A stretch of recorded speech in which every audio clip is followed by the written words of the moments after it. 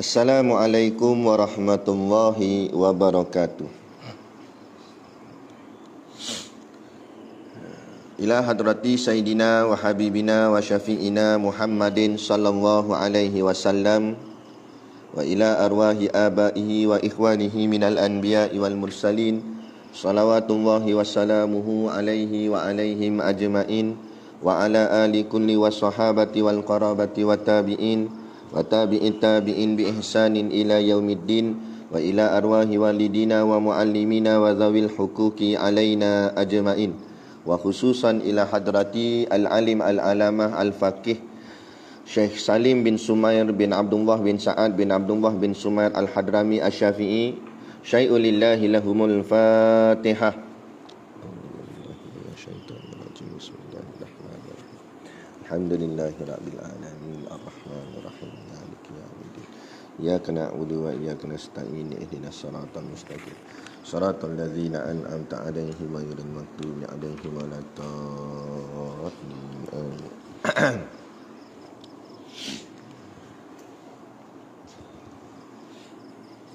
Bismillahirrahmanirrahim. Alhamdulillahirabbil alamin wassalatu wassalamu ala asyrafil anbiya'i wal mursalin sayyidina Muhammadin wa ala alihi wa sahbihi ajmain. Subhanaka la ilma lana illa ma 'allamtana innaka antal alimul hakim. Rabbi shrah li sadri wa yassir li amri wahlul 'uqdatam min lisani yafqahu qawli wa la haula wa la quwwata illa billahil aliyyil azim. Amma ba'd. Alhamdulillah, kita sama-sama panjatkan syukur kehadiratillah Subhanahu wa taala yang dengan limpah dan kurnianya diizin oleh Allah Subhanahu wa taala pada kita pada pagi subuh ini untuk sama-sama kita memulakan daurah pengajian ataupun seperti mana pengusi kita sebut tadi, iaitulah bedah kitab. Ini kitab Safinatun Najah fi ilmil fiqh. Moga-moga permulaan yang baik ini akan disudahi juga dengan kesudahan yang baik, dan diharapkan pengorbanan dan kesungguhan kita dalam menuntut ilmu agama Allah ni diberikan ganjaran pahala yang berlipat kali ganda, sehinggalah nanti di hari akhirat Allah menempatkan kita bersama dengan para alim ulama, para anbiya, para rasul di dalam syurganya nanti, insya-Allah, amin ya rabbal alamin. Yang saya hormati pengerusi majlis dan seluruh saf kepimpinannya yang menjayakan program kita daurah kitab Safinatun Najah ini.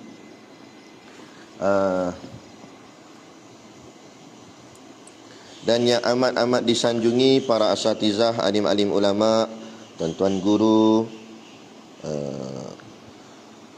ustaz ataupun ustazah yang menonton melalui media, sama ada daripada Facebook ataupun daripada Google Meet ni, mohonlah ditegur kepada hamba yang fakir dalam bidang ilmu ini sekiranya apa yang disampaikan dan dikongsikan ada salah dan silapnya.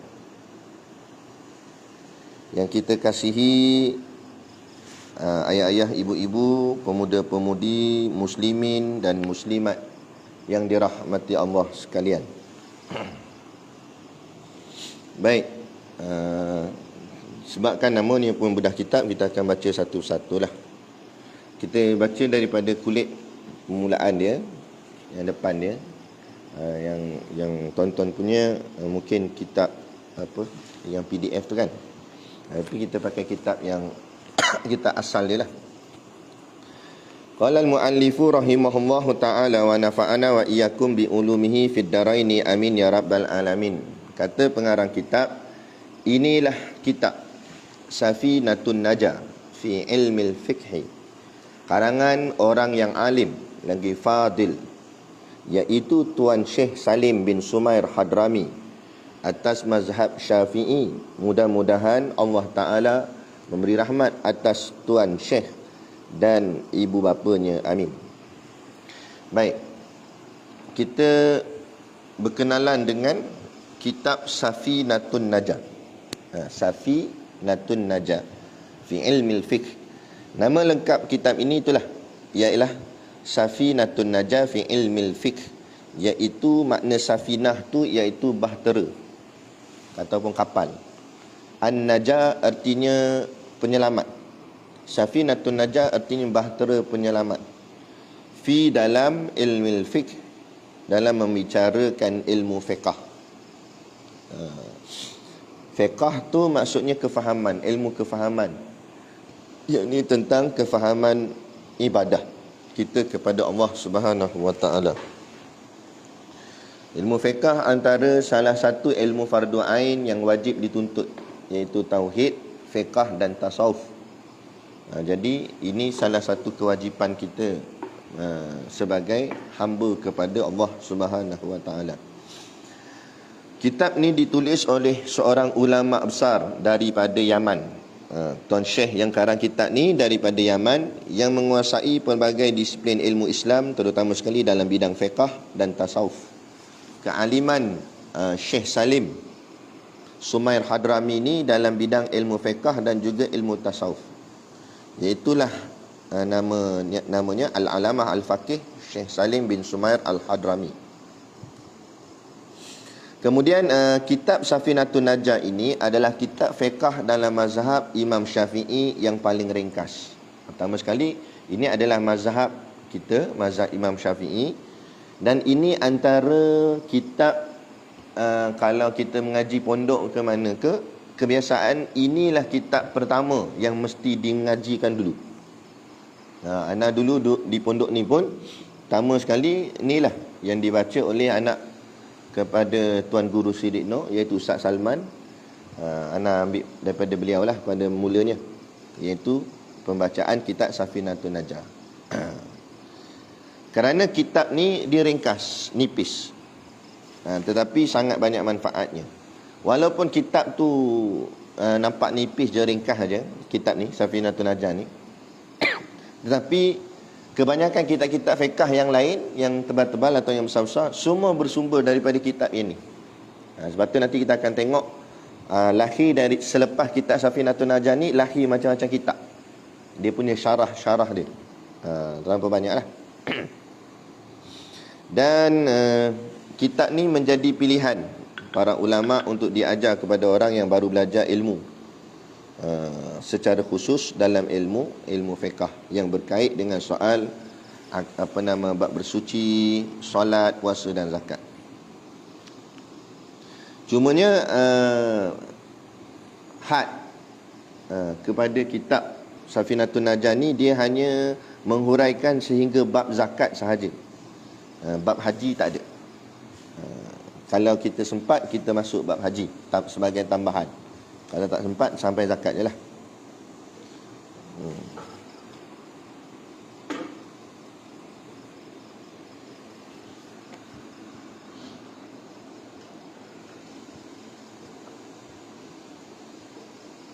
Antara kitab-kitab syarahan daripada Safinatun Najah ni, ini sebagai maklumat tambahan ni lah, iaitu kitab Kashifatus Sajak ala Safinatun Najah. Lepas tu ada kitab Durus Saminah Hasyiah ala Safinah. Ada kitab Innarah Ad-Duja Bitanwir Al-Hijab Syarah Safinah An-Najah. Ada kitab Nailur Raja Syarah Safinatun Najah. Ada kitab Nasim Al-Hayah Syarah Safinatun Najah. Dan banyak lagi. Ini antara yang lama. Yang moden ataupun yang terkini, banyak lagi. Anda jumpa banyak lagi. Dan pembacaan kitab kita dalam darah ni, kita baca kitab Safinatun Najah dengan rujukan daripada syarah Misbahud Duja. Ana pilih Misbahud Duja kerana ia mudah. Misbahud Duja ni yang moden lah, yang dikarang oleh ulama Melayu kita dalam negara kita, iaitu Ustaz Muhadir Jul. Ustaz Muhadir Jul, dia ada karang sebuah kitab namanya Misbahud Duja. Dan kitab Misbahud Duja tu syarah bagi kitab Safinatun Najah. Jadi pembacaan kita Safinatun Najah ni berpandukan kepada Misbahud Duja. Sebab tu kitab Safinatun Najah ni bicaranya sampai bab zakat sahaja, tapi dalam Misbahud Duja Ustaz Muhadir Jul dia tambah bab haji. Jadi kita tengok kesempatan masa lah. Kalau sempat kita baca sampai haji, sampai habis Misbahud Duja. Kalau tak, kita baca sampai zakat je lah. Jadi secara tak langsung, pembedahan kitab kita ataupun daurah kitab kita ni, walaupun kita tulis tu, poster dia tu daurah kitab Safinatun Najah, tetapi sebenarnya kita akan baca dua kitab sekaligus, iaitu Safinatun Najah dengan Misbahud Dujah.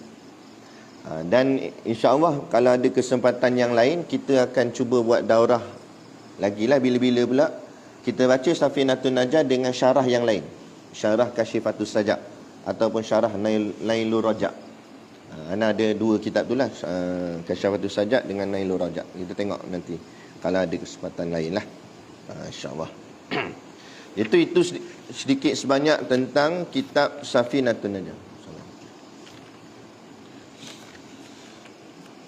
Kemudian kita nak tengok biodata ataupun pengenalan diri kita tentang Tuan Syekh kita ni, iaitu nama panjang dia dengan gelarannya Al-Alim Al-Alamah Al-Faqih. Al-Alim Al-Alamah tu maknanya orang yang tersangat alim. Kalau Al-Alim saja, alim sajalah. Tapi bila sebut Al-Alim Al-Alamah, maknanya orang yang tersangat alim. Maknanya tinggilah darjat mereka ni. Iaitu alim dalam masalah al-faqih. Al-faqih maknanya orang selalu kalau tok guru panggil tok faqih. Tok faqih ni maknanya ulama yang mahir dalam ilmu fiqh. Kan? Alim sungguh dalam ilmu fiqh. Sebab tu sebut al-alim al-alamah al-faqih. Syekh Salim, itu nama dia, Salim. Syekh tu gelaran lah. Syekh Salim bin Sumair bin Abdullah bin Sa'ad bin Abdullah bin Sumair Al-Hadrami. Nama keturunan dia berulang-ulang. Nama dia Salim dah, bin Sumair bin Abdullah bin Sa'ad bin Abdullah bin Sumair balik. Al-Hadrami Asy-Syafi'i. Al-Hadrami kerana dia berasal daripada Hadramaut. Di mana? Di Yaman lah. Sebab tu panggil Naqab. Ni panggil Naqab. Gelaran-gelaran ni namanya Naqab. Naqab dia tu Al-Hadrami, kerana diambil daripada Hadramaut, tempat dia. Asy-Syafi'i mazhabnya, Imam Syafi'i. Selalunya kalau kita baca mana-mana kitab, kalau tengok ulama tu dia ada tulis belakang dia Asy-Syafi'i, boleh faham maknanya ulama tu faqih dalam ilmu fiqh. Sebab tu dinisbahkan dengan imam mazhab. Dilahirkan di kampung Zi Asbah, salah sebuah kampung di Hadramaut, Yaman. Itu tempat lahir dia. Dan bicara tentang pendidikan dia, beliau mendapat pendidikan awal daripada ayahnya sendiri, kerana dia berketurunan ulama. Ayahnya Syekh Abdullah bin Sa'ad. Beliau belajar Al-Quran, tajwid apa semualah. Kemudian beliau mula mengajar Al-Quran kepada masyarakat. Untuk makluman kita, Syekh Salim ni, setakat pengetahuan yang ada lah, hanya mengarang kitab ni sahaja, Safinatun Najah ni. Walaupun satu kitab je dia karang, tapi sebabkan keikhlasan yang ada pada dia, daripada kitab ni lah terlahirnya pelbagai kitab fiqh. Macam kita sebut tadi, Kasyifatus Sajak, Nailur Rajak, dan macam-macam lagi kitab fiqh yang ada. Hebat. Sebab tu buat apa pun, walaupun kecil, biar ikhlas. Bila ikhlas, dia jadi besar. Buat besar, tapi tak ikhlas, jadi kecil.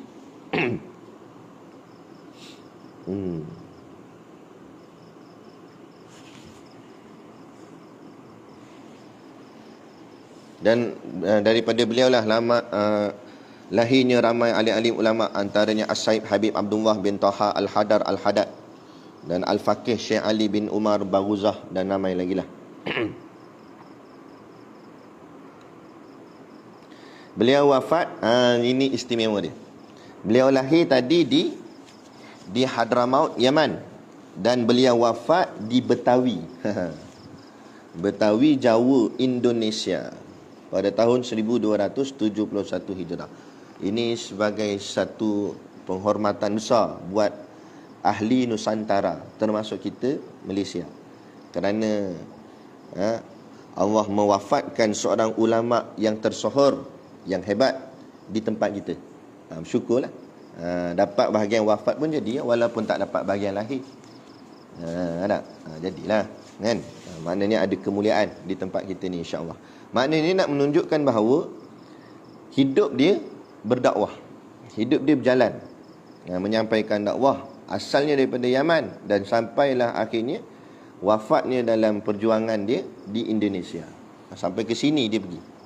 Dan ini juga menjadi bukti sejarah bahawa perkembangan ilmu agama di Nusantara adalah bermula daripada ulama-ulama Yaman. Sebab tu persamaan kita orang Melayu dengan orang Yaman ada. Antara persamaannya iaitu kain pelekat. Cuma mereka tak panggil kain pelekat lah. Panggil apa tak tahu lah. Tapi sama.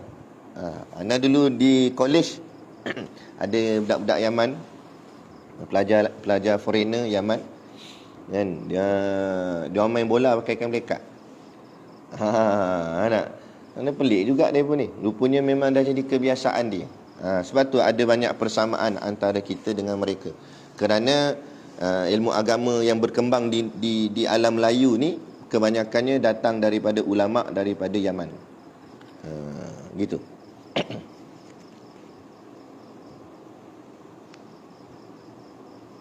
Okay, ini antara kehebatan ataupun karamah Syekh Salim bin Sumar Al-Hadrami. Beliau suka mengekalkan zikir, kuat berzikir, dan suka membaca Al-Quran.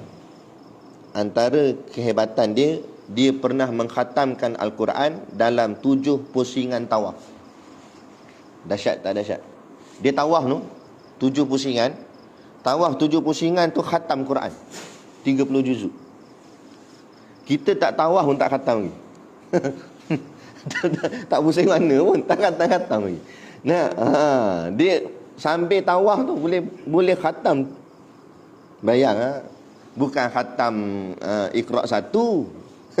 Khatam Quran 6236 ayat, 30 juzuk. Macam mana tak tahu. Slow agak dia jalan pelan-pelan. Tu nak cerita hebat. Dan lagi yang nak dapat daripada kalam asatizah yang lain, antaranya Ustaz Adelin pun pernah cerita, guru ana Ustaz Salman pun pernah cerita, iaitu kitab Safinatun Najah ni dia ada sejarah dia. Bila dia dah habis karang, dia dah habis tulis, Syekh Salim, kemudian beliau letak di air, di sungai. Beliau kata, dia doa pada Allah, ya Allah, kalau yang tu kitab apa? Betul lah. Kalau ikhlas apa yang aku buat ni, maka jaga dia, pelihara dia, kekalkan dia. Tapi kalau tak ikhlas, hanyutkanlah. Makna hilang pun tak apalah. Tapi Allah buat kitab dia tu bila dihanyut kat sungai, tak rosak.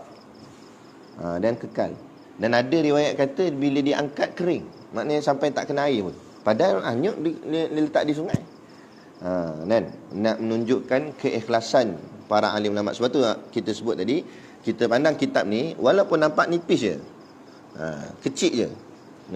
Kalau orang mengaji pondok, orang kata ngaji Mekah tak ana dah. Orang kata Safinah, baru lagi, budak baru ni, budak baru nak up kata. Tak apalah kan. Makna kata macam seolah-olah rendah lagi lah. Walaupun rendah, tapi inilah asas dia. Hasil daripada nipis inilah, daripada keikhlasan ulama, maka terhasil perbicaraan fiqh yang lebih besar. Macam kita lah, walaupun kita dah mengaji universiti sekalipun, jangan kita lupa guru tadika kita. Kerana mereka lah yang ajar kita ABC. Hari ni kita boleh tulis tesis sampai berpuluh muka surat. Kalau dia tak ajar, surat apa nak tulis? Tajuk tak lepas tulis. Tak kata tajuk, nama sendiri tak lepas dah. Nak ceritanya, itulah orang dulu. Lepas tu kita kena hormat, kena jaga. Walaupun mungkin apa yang dia ajar sikit sangat ke apa ke, tetapi impaknya besar. Impaknya besar. Lepas tu ulama orang Wahabi ni tak patut dah kan, menghina ulama-ulama dulu, mengkritik ulama-ulama dulu dengan ilmu mereka. Sedangkan kalau tak ada ulama dulu, maka tak adalah ilmu kita sekarang hari ni. Okay, baik. Kita ni dalam kitab ni Dia ada semua sekali ni, pagi ni mukadimah dululah. Dia ada 64 fasal. Kemudian ditambah oleh Ustaz Mahathir Jol bab haji sebanyak 7 fasal lagi. 7 fasal. Kemudian kalau sempat kita baca, kalau tak lah. Dan target kita ada 5 sesi satu hari. 21 hari ini sampai 25 hari apa? Hari Khamis. Hari ni hari Ahad. Ahad, Isnin, Selasa, Rabu, Khamis. Setiap satu hari ada 5 slot, 5 sesi, dan setiap sesi kita akan baca 3 fasal. Kira-kira gitu sebenarnya ada lebih banyak lah. Jadi lebih banyak tu sama ada kita tambah slot haji ataupun kita buka soal jawab lah. Kita tengok nanti macam mana. Jadi untuk sesi yang pertama ni kita mukaddimah, belum masuk lagi fasal yang pertama. Kemudian kita bicara dalam dia, yakni pada permulaan. Sebelum tu anda nak baca yang tulisan bawah ni. Dan yang terjemah kepada bahasa Melayu rendah, iaitu hamba yang dhaif, Haji Muhammad Nasir bin Haji Muhammad Soleh. Dia tulis Kedekut, bukan dia Kedekut. Ni ada nama tempat ni. Kedu Kota Betawi. Orang ulama yang terjemahkan, asalnya kitab ni kitab Arab. Kira hebat kita ni ngaji kitab Arab ni. Tapi diterjemahkan oleh seorang ulama yang bernama Syekh Muhammad Nasir bin Muhammad Soleh di Kota Betawi. Dia asal orang Betawi ya. Dan diharap juga kepada tuan-tuan yang melihat pada ini terjemah, jika ada yang salah, hamba harap tolong betulkan yang sawab. Dan mengucap yang sawab tu yang kekurangan lah, yang ada silap. Dan mengucap jazahumullahu khairan. Dia ucapkan terima kasih lah siapa yang tolong betulkan kepada yang membetulkan oleh hamba. Tu merendah dirinya ulama-ulama zaman dulu. Tu. Baik, kemudian kita masuk yang depan dia. Saya punya sampai boleh berpisah lah kitab ni. Cabut lah. Kita nak bicara tentang Bismillahirrahmanirrahim. Syekh Salim bin Sumair Al-Hadrami Asy-Syafi'i memulakan kitabnya dengan kalam basmalah. Bismillahirrahmanirrahim. Dengan nama Allah yang Maha Pemurah lagi Maha Mengasihani. Bismillah ni kita laju-laju gitu je. Sebab target untuk sesi pertama ni Bismillah dengan Hamdalah selesai. Jadi sesi kedua akan terus masuk fasal yang pertama. Baik, ba tu iaitu ba tu haraf jar, iaitu dia ada fungsi dia, maka disebut sebagai fungsi musahabah. Musahabah ni maksudnya kebersamaan untuk mengambil tabarrukun, yakni tabarruk, keberkatan. Sebab itulah ba baris bawah bi itu maksudnya dengan. Maksud dengan di sini dengan bersama mendapatkan berkat. Maksud macam tu. Kebersamaan, musahabah. Saya tak hurai nak panjang-panjang lah. Jadi ambil makna terus je. Jadi dengan tu maknanya dengan musahabah tabarrukun, yakni kebersamaan mendapatkan tabarruk, keberkatan. Jadi kita nak buat apa pun kita baca bismillah. Maksud kita baca bismillah tu supaya apa kita buat tu dapat berkat. Tu maksud dia. Kemudian ismi, asal katanya ismun. Ismun itu diambil daripada perkataan asalnya sumuwun, iaitu yang bermaksud sesuatu yang tinggi, kedudukan yang tinggi. Kerana syarahnya alim ulama dalam kitab-kitab yang lain mengatakan bahawa bila sesuatu tu ada nama, barulah sesuatu tu ada nilai.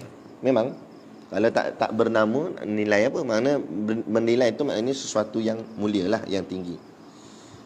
Dan lagi hebat namanya, lagi tinggilah kemuliaannya. Sebab tu lagi banyak nama lagi hebat. Tengok nama Allah banyak, memang hebat lah, tinggi kemuliaannya. Nama Nabi pun banyak, kan? Baik.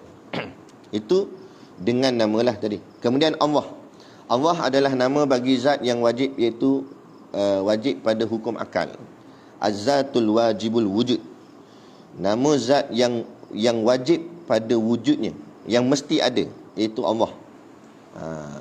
Allah dengan nama Allah, Allah tu diri Allah, dan namanya itu bersekali. Bukan dahulu kemudian. Bukanlah Allah ada dulu, lepas tu Allah nak buh nama apa aku ni, buh nama Allah. Bukan. Sekaligus.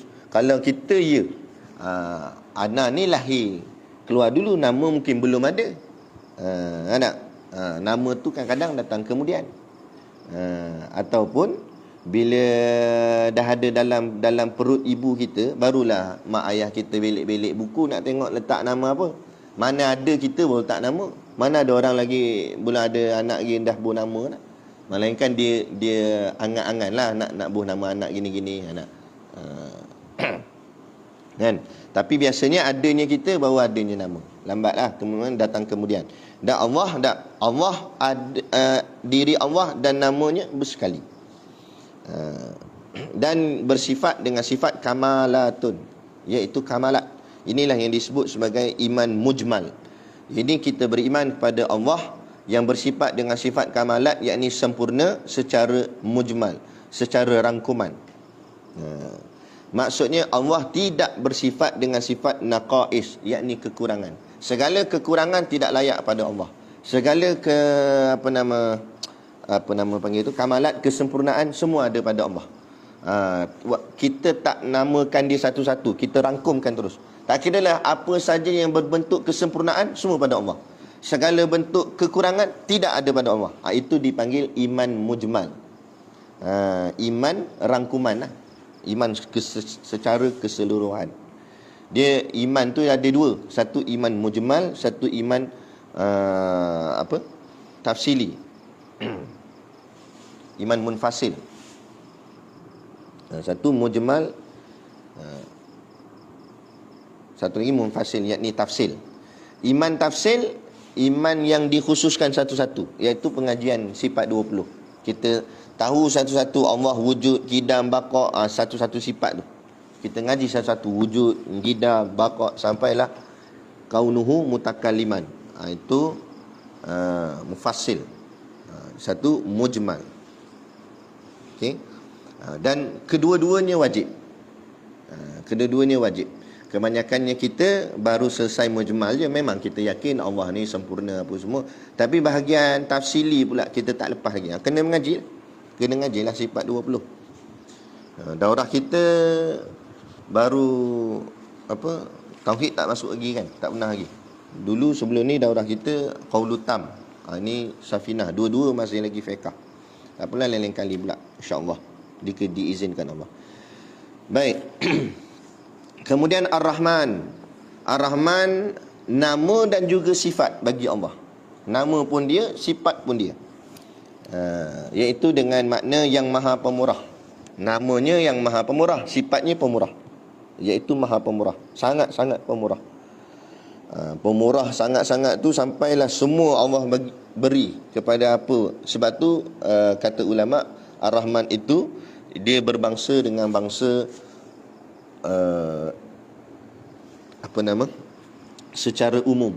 Maknanya keseluruhan. Tak kira lah sama ada orang tu baik ke, jahat ke, beriman ke, kafir ke, orang tu akan dapat segala nikmat yang datang daripada Allah. Contoh nikmat bernafas. Orang kafir pun bernafas, betul tak? Tu semuanya daripada Ar-Rahman ya Allah. Macam-macam nikmat-nikmat. Tak kira lah nikmat makan, nikmat minum. Sebab tu ada disebut oleh ulama Ar-Rahmanul Mun'imu bi jami'in ni'am. Kamman wa kaifan wa dunyawiyatan wa ukhrawiyatan zahiriyatan wa batiniyatan. Ar-Rahman adalah zat yang mengurniakan nikmat-nikmat yang besar-besar, yang asas, sama ada dari segi jumlah banyak atau sedikit, dan cara yang berkaitan dengan dunia dan akhirat, sama ada nampak dan tidak nampak. Benda-benda yang besar-besar. Maksud besar-besar ni benda yang mudah-mudah dapat. Mudah-mudah dapat tu semua adalah daripada sifat Ar-Rahman ya Allah, yakni yang maha pemurah. Mana mudah-mudah dapat makan minum apa semua itulah. Yang semua orang dapat. Orang kafir pun dapat. Orang jahat pun dapat. Bunuh ulama pun dapat enggak dia? Nafas dia tu. Kan? Itu Ar-Rahman. Yang seterusnya Ar-Rahim. Ar-Rahim juga nama dan juga sifat bagi Allah, iaitu adalah bersifat dengan yang bermaksud yang maha penyayang. Ar-Rahim penyayang. Asalnya Ar-Rahman dengan Ar-Rahim ni satu perkataan yang sama, iaitu rahimah, rahamim. Tapi rahimah tu dipecah dua, jadi satu Ar-Rahman, satu lagi Ar-Rahim. Kerana nak menunjukkan rahmatnya Allah tu besar. Maka besarnya rahmat Allah, ada rahmat yang bernama Ar-Rahman, ada rahmat yang bernama Ar-Rahim. Rahmat yang bernama Ar-Rahman yang tadi kita hurai. Rahmat yang bernama Ar-Rahim ni lebih khusus. Ar-Rahim kerana maknanya makna penyayang atau makna mengasihani. Jadi penyayang ni Allah khusus pada orang tertentu saja Allah sayang. Yang tadi tu pemurah Allah bagi pada siapa pun. Kafir pun dapat pemurahnya Allah. Tapi bila sayang, kafir tak, Allah tak sayang. Allah tak beri kasih sayang daripada si kafir. Kalau Allah kalau Allah sayang pada sesuatu hambanya, Allah akan selamatkan dia. Maka selamat di sini dengan makna syurga. Sebab tu orang kafir tak dapat masuk syurga, duduk dalam neraka. Jadi hanya orang beriman sahaja yang diterima Allah. Maka orang inilah yang disebut sebagai orang yang dikasihi Allah. Disebut sebagai daqa'iqun ni'am, yakni nikmat yang halus-halus. Ar-Rahimul mun'imu bidaqa'iqin ni'am kamman wa kaifan wa dunyawiyatan wa ukhrawiyatan zahiriyatan wa batiniyatan. Ar-Rahim adalah zat yang mengurniakan nikmat-nikmat yang halus-halus, sama ada dari segi jumlah banyak atau sedikit, dan cara yang berkaitan dengan dunia dan akhirat, sama ada nampak dan tidak nampak. Poin dia daqa'iqun ni'am, yakni nikmat yang halus-halus. Mana nikmat halus-halus ni? Makna nikmat yang kecil, nikmat yang payah dapat. Mana payah dapat? Iman payah. Kan? Islam boleh dapat lagi, iman tu payah. Apa makna iman? Makna iman percaya. Nak percaya tu susah. Cakap boleh, sembang boleh, nak percaya tu. Kalau betul kita percaya pada Allah, kenapa maksiat kita buat juga? Tu kata. Sebab apa? Sebab soal percaya tu. Kalau betul percaya azab neraka tu dahsyat, kenapa langgar juga? Sebab percaya tu tak berapa kuat. Bukan tak percaya langsung. Tak percaya langsung jadi kafir lah. Percaya, tapi percaya tu ada o'ah dia lagi. Sebab tu kita kena kuatkan iman. Sebab tu dipanggil ada iman kuat, ada iman lemah. Maka kena kuatkanlah. Kuat dia dengan mengaji dan beramal, insya-Allah.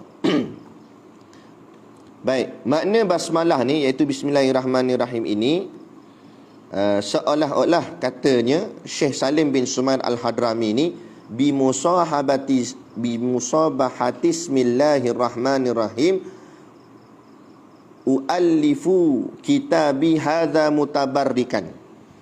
Dengan adanya kebersamaan, nampak tadi? Bi itu dengan makna kebersamaan. Dengan adanya kebersamaan nama Allah yang Maha Pemurah lagi Maha Penyayang. Aku menulis kitab ini untuk mengambil keberkatannya dengan basmalah. Sebab tu kalau kita tengok kitab yang ini, yang asal ni dia tulis terjemah bawah, aku mulai membaca ini kitab dengan nama Allah, Tuhan yang amat murah di dalam dunia lagi amat mengasihani di dalam akhirat.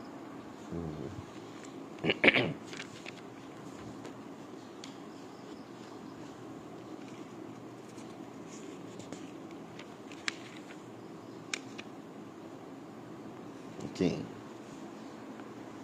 Berapa dah? Okey, habis dah. Bismillah, kita terus masuk hamdalah. Kita ada lagi 15 minit. Terus masuk, itu syarah basmalah. Kalau ikutkan panjang lagi, anda ringkaskan. Madai lah itu yang kira mustahak lah. Kemudian kita terus pergi ke bahagian hamdalah. Pada kalimah Alhamdulillahi Rabbil Alamin. Baik, Alhamdu tu bermaksud puji atau pujian. Dari sudut makna bahasa dia, bila kita mengaji ilmu agama ni, setiap term-term perkataan tu dia ada dua makna. Ingat bila kita mengaji, kita kena faham macam tu. Mesti ada dua maknanya. Satu makna bahasa, satu makna istilah. Bahasa orang panggil lughawi, makna dari sudut lughawi. Satu lagi makna dari sudut istilah.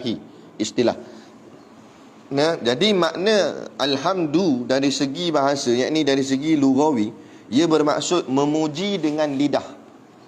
Ni lidah dengan mulut. Dengan penuh kerelaan hati, maknanya ikhlas. Puji itu dengan ikhlas. terhadap sesuatu perkara yang baik.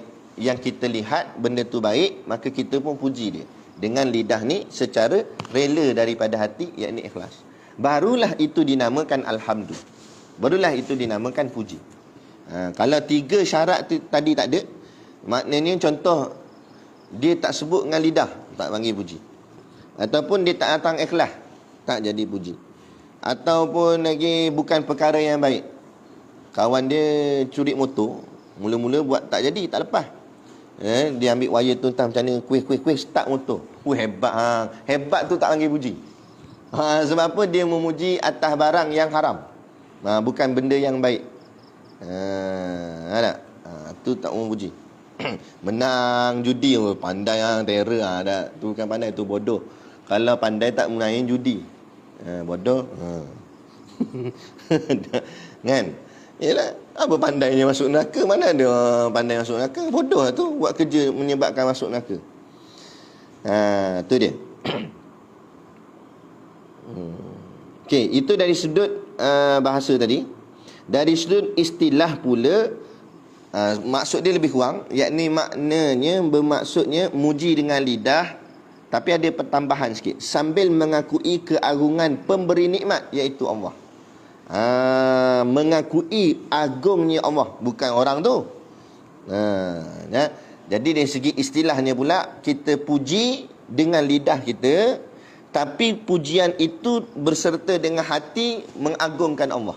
Nampak hebat benda yang kita puji tu, hebat tu Allah. Tu maksud dia. Atas nikmat yang diberikan kepada orang yang memuji atau orang lain. Contohnya kita memuji nikmat kejayaan. Orang tu berjaya, kita puji. Bagus, terror berjaya. Tapi kita nampak kejayaan tu bukan orang tu, yang diberikan Allah kepada dia. Nak kawan kita dapat apa? 4 flat. Dapat dekan ke apa tak? Dan kita kata, terror lah hang. Tapi nampak terror tu bukan dia. Allah bagi dia terror. Kalau nampak dia terror, sekejap lagi sujud kat dia pula. Kan? Jadi ayah pin pula dah. Tak mau. Sebab tu biar kita nampak Allah segala-galanya Allah. Barulah kita tak tunduk pada makhluk. Kita tunduk pada Allah. Sebab tu bila kita nampak begitu, kita tak nampak segala-galanya dia baik. Dia baik bahagian tu je. Dia hebat bahagian tu je, tapi bahagian lain masih lagi kita nampak ada kelemahan. Tak? Kalau dia buat benda yang salah, kita tetap mengaku dia salah.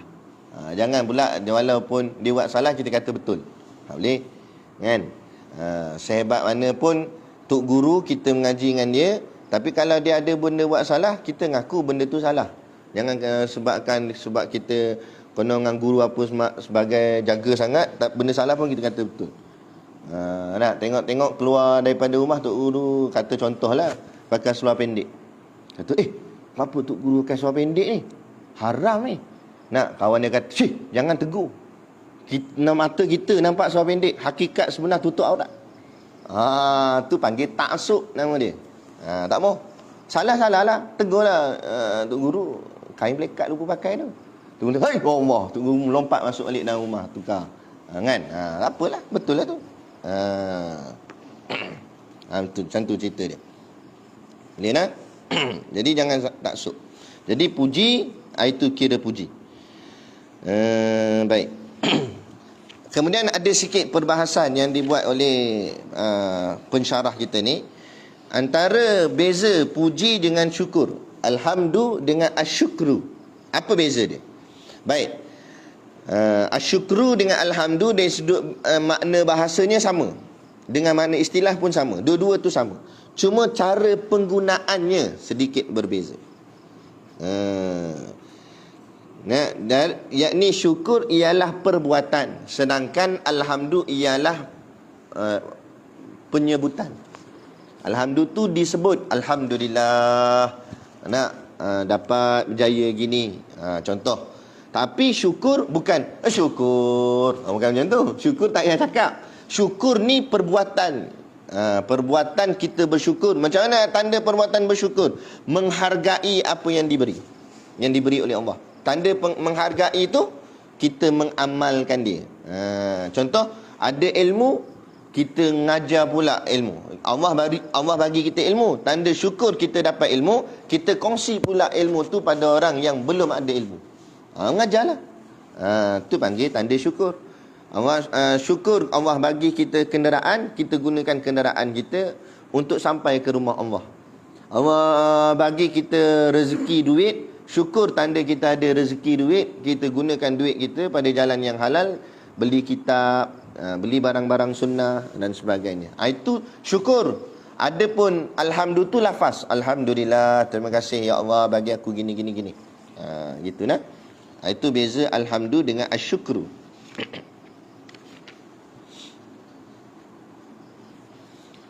Kemudiannya relation, hubungan antara bismillah dengan hamdalah ni, ini dipanggil permulaan kitab. Permulaan tu ulama membahagikannya kepada dua, iaitu permulaan yang pertama Bismillahirrahmanirrahim. Yang kedua permulaan, ada yang disebutnya sebagai permulaan idhafi, permulaan yang bersandar, iaitu permulaan yang kedua Alhamdulillah. Maknanya kalau bacalah mana-mana kitab mana pun, kitab turas lah khususnya, mesti dimulakan dengan Bismillah, kemudian selepas Bismillah hamdalah. Kerana itu dia punya tuntutan adab. Sebab tu kalau kita baca kitab pun, mana tahu nanti bila-bila korang pula nak baca kitab pada orang lain, mesti start dengan Bismillah dan hamdalah. Jangan skip. Ingat pesan anak. Sebab kita nak perturun ilmu, nanti di hujung lah sekali kita nak bagi sanad ijazah, ambil apa yang diambil dengan guru, begitu juga yang dilepaskan pada orang lain. Jangan ambil dengan guru macam ni, masa buat benda lain. Sebab tu anak tak skip Bismillah, tak skip Alhamdulillah. Macam mana kita ambil dengan guru kita macam tu lah kita baca juga, kita hurai juga. Tak boleh skip. Melainkan nak jadikan rujukan. Kita orang tanya soalan, nak kita pun selak muka surat tengah nak cari jawapan dia. Ini ni dalam saf. Itu kita panggil rujuk. Rujuk boleh tebuk menebuk. Tetapi kalau membaca kitab, mesti mula daripada depan. Betul-betul dia. Bismillah, bismillah. Alhamdulillah, alhamdulillah. Kan? Dia begitu. Lepas tu adab-adab kalau kita baca kitab-kitab lain pun, semua ulama' dia tak akan skip. Dia akan baca, dia akan syarah dulu basmalah, lepas tu dia syarah hamdalah. Baik. Ana ringkas-ringkaskan, cuma dari sudut ni syarahannya ada yang penting kita baca, yang kita hurailah, tak apa ni ringkaslah, sebab ini pun daurah ni dia cepat. Baik, dipanggil ni daurah ni dipanggil pembacaan sardan. Dia ada tiga pengajian. Satu dipanggil samak. Samak ni tok guru tu dia baca je, kita cuma dengar, dia tak hurai. Dia baca kitab tu sampai habis. Itu dipanggil majlis samak, majlis dengar. Tujuan buat majlis samak untuk ambil berkat kitab. Sebab tu kadang-kadang dia daurah satu hari je, kadang berapa jam je. Sebab dia baca je, baca. Kita nak ambil berkat je. Dan ini jadi amalan orang dulu-dulu. Kadang tu ada tu, kadang setiap hari Jumaat dia buat majlis samak. Kadang dia ambil lah, kadang dia samak Syama'il. Baca daripada depan tu sampai habis, tapi baca je tanpa ada sebarang huraian. Tu panggil majlis samak. Ada yang juga disebut macam kita ni daurah ni, kita panggil dia pengajian sardan. Sardan ni maknanya baca, tapi laju-laju dan huraiannya pun ringkas-ringkas. Bab gitu je. Ada tu lagi pengajian khusus lah, pengajian yang betul-betul mengaji. Itu ambil masa bertahun. Nah, anak nak khatam Safinah ni pun rasanya kat 2 tahun. Baru khatam. Tapi tuan-tuan lagi hebat, 5 hari je, InsyaAllah. Sebab kita sardan tadi tu, bukan sardin sardin habis apa pun tak dapat. Baik. Baik. Kat mana nak hurai? Alhamdulillah. Kita nak hurai Alhamdulillah tu saja. Yang paling pentingnya nak bicaranya jenis-jenis hamdalah. Jenis hamdalah tu ada 4. Yang pertama, puji qadim bagi qadim. Yang kedua, puji qadim bagi hadis. Yang ketiga, puji hadis bagi qadim. Yang keempat, puji hadis bagi hadis. Dapat tak? Saya ulang sekali lagi. Yang pertama, puji qadim bagi qadim. Yang kedua, puji qadim bagi hadis. Yang ketiga ni terbalikkan aja. puji hadis bagi qadim. Yang keempat, puji hadis bagi hadis. Benda ni, sabar Ustaz. Kita tengok dulu apa makna qadim, apa makna hadis. Masa pun laju je ni, nak cepat je. Qadim ni nama nama pelaku bagi sifat yang bersifat dengan sifat kidam. Sifatnya kidam, makna kidam ni tak ada permulaan. Itu sifat. Pelaku sifat tu dipanggil qadim. Pelaku sifat ni orang ataupun sesuatu yang bersifat dengan sifat dia. Contoh makan, makan tu sifat. Orang yang makan tu nak panggil apa? Pemakan. Pemakan tu panggil pelaku sifat. Okey. Jadi yang bersifat tak ada permulaan tu, yang bersifat dengan sifat tak ada permulaan tu dipanggil qadim. Siapa dia qadim? Allah.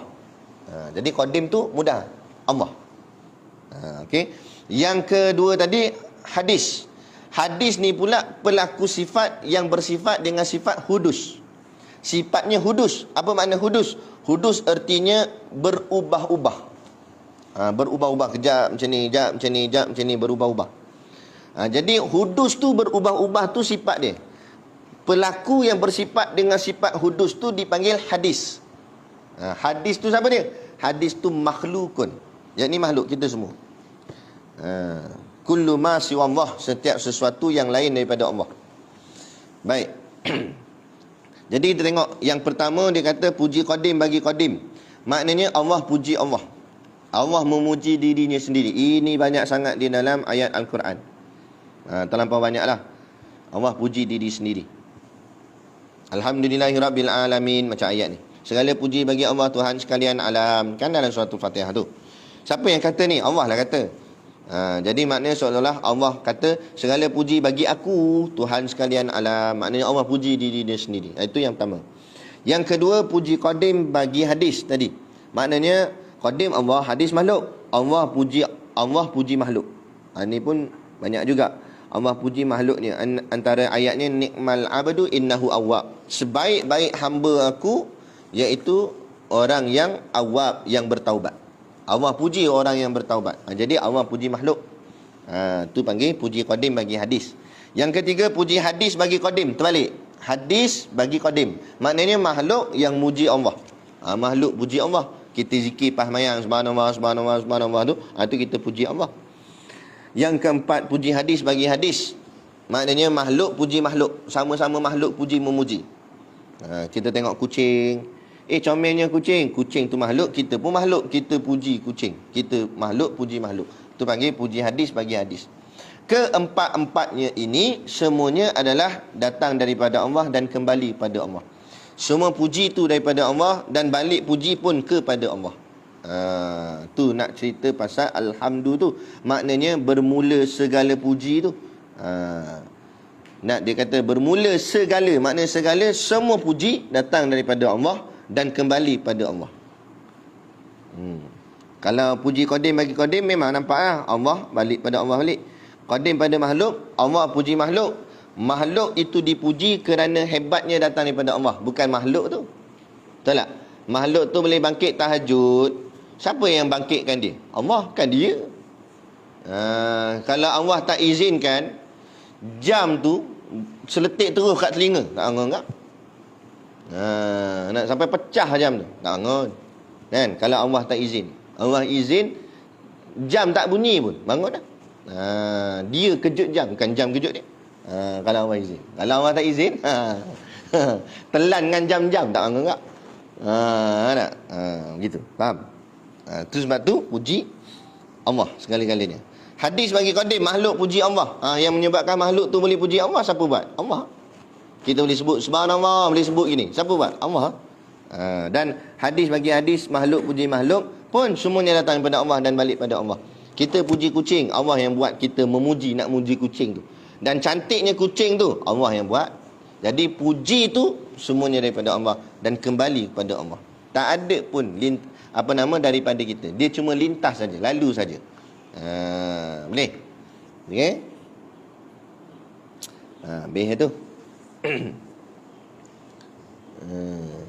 Kemudian ada lagi ni.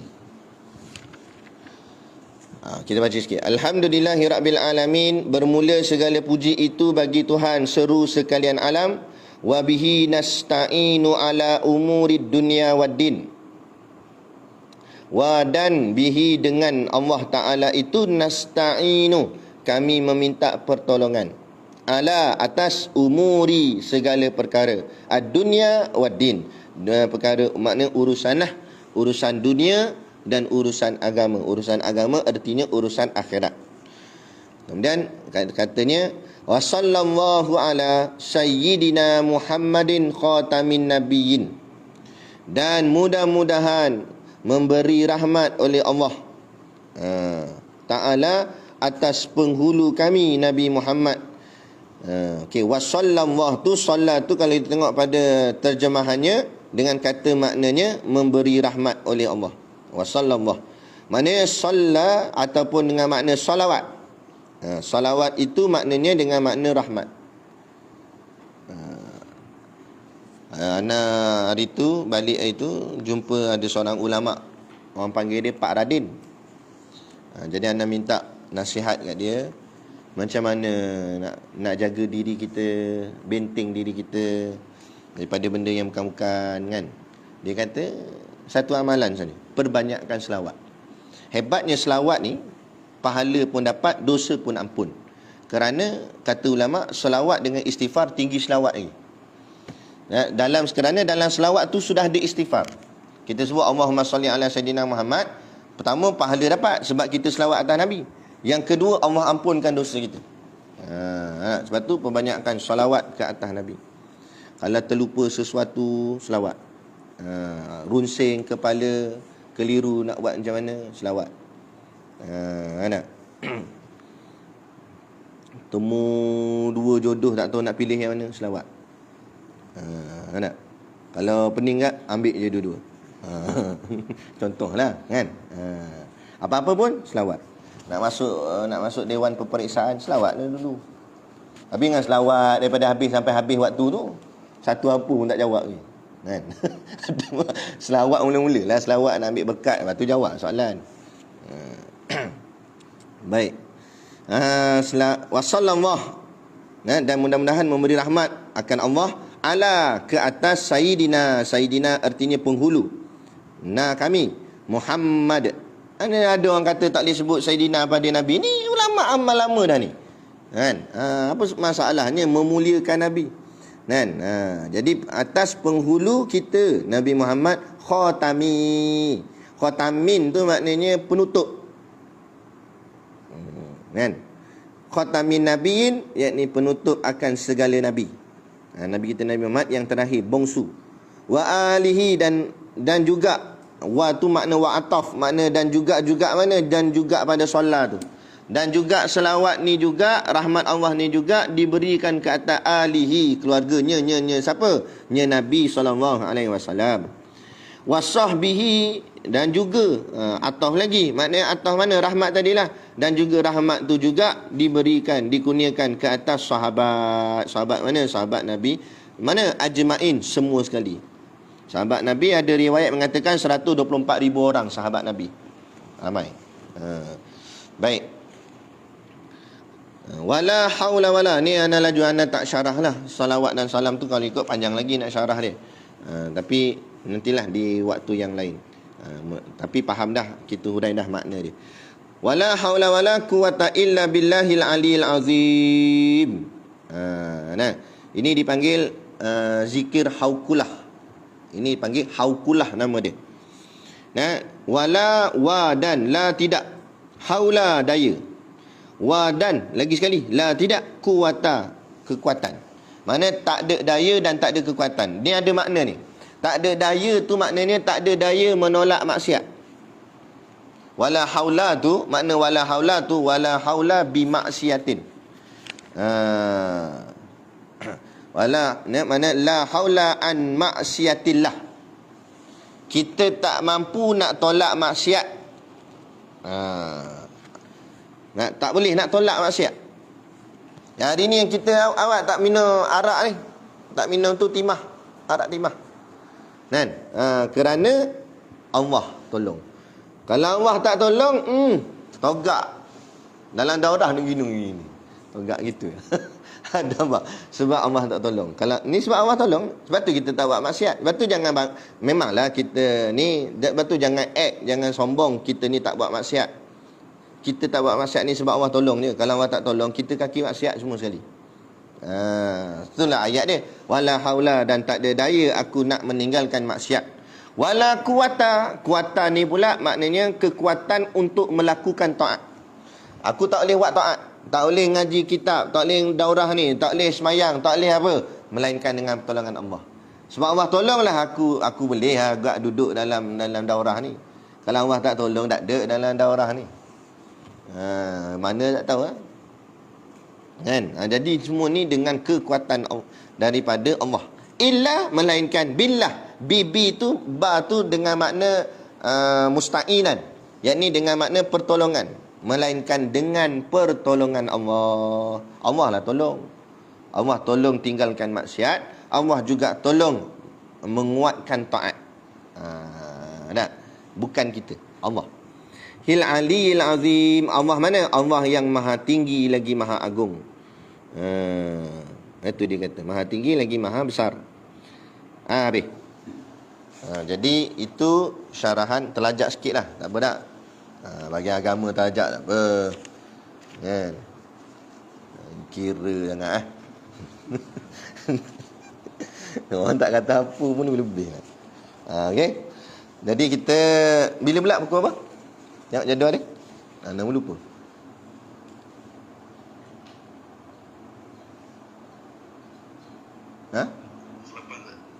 Pukul 8. Oh, kat dah ni.